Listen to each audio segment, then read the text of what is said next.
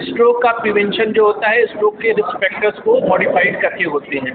तो स्ट्रोक में जो रिस्क फैक्टर्स होते हैं उनमें हम लोग दो पार्ट्स में डिवाइड करते हैं, मॉडिफाइबल रिस्क फैक्टर्स और नॉन मॉडिफाइबल फैक्टर्स। तो मॉडिफाइबल यानी जिनको चेंज किया जा सकता है, तो उसमें जैसे ब्लड प्रेशर है, शुगर है, कोलेस्ट्रॉल है, स्मोकिंग की हैबिट है, अल्कोहल की हैबिट है, सीडेंटरी लाइफस्टाइल है, और कुछ दवाएं हैं जिनमें हार्ट की कंडीशंस होती है, उसमें दवाएं होती है खून पतला वाली करने वाली दवाएं। तो इन सब चीज़ों पे ध्यान देके हम लोग स्ट्रोक का प्रिवेंशन कर सकते हैं।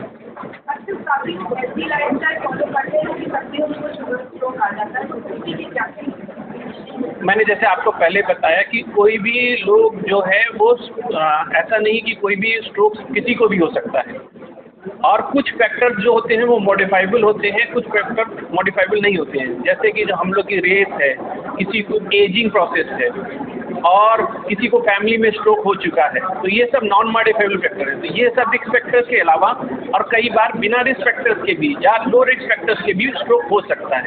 तो ऐसा नहीं है कि हमेशा स्ट्रोक प्रिवेंटेबल है, लेकिन अगर हम लोग चीज़ें ध्यान में रखेंगे तो ज़्यादातर केसेस में स्ट्रोक को हम लोग सेलिब्रेशन कर रहा है। क्या कुछ है जर्नी में रहा और क्या कुछ चुनौतियाँ रही उसके बारे में बताइए।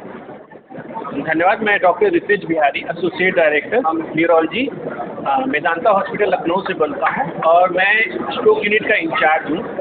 और हमारी जर्नी 6 नवंबर 2019 में स्टार्ट हुई, जब मेदांता हॉस्पिटल का हमारे माननीय मुख्यमंत्री जी योगी आदित्यनाथ ने उद्घाटन किया।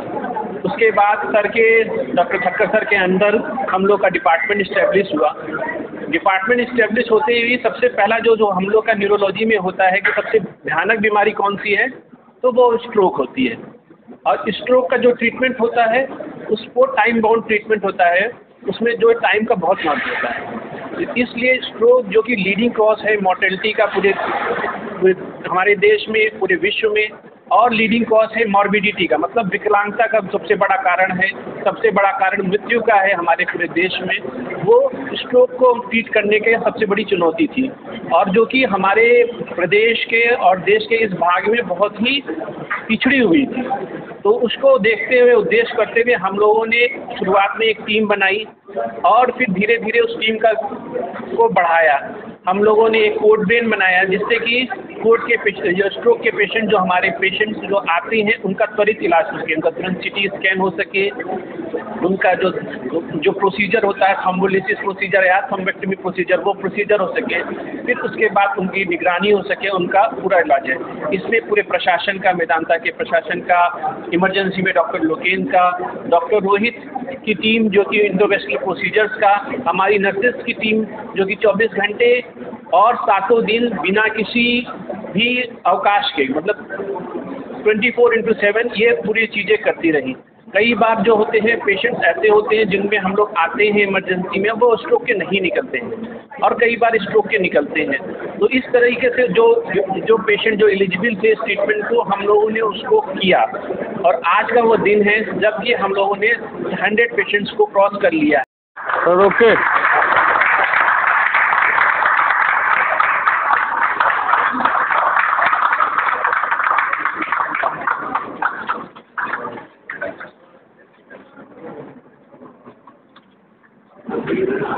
अरे मोबाइल नहीं, मोबाइल तो आता ही है